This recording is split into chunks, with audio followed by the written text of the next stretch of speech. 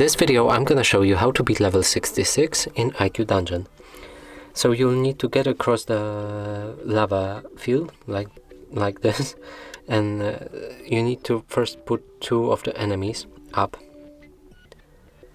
put 1 out, go with 1 down, then put another 1, go up, take him out and move down again. Now put both of your heroes up and just leave them here like this, and take 1 enemy out like this. Then take out the enemy and take both of your heroes and just move up. And take out both of the heroes and take 1 enemy down like this. And you're done. That's it for this video. Hope you like it. Please consider subscribing to our channel, leave a like and a comment below.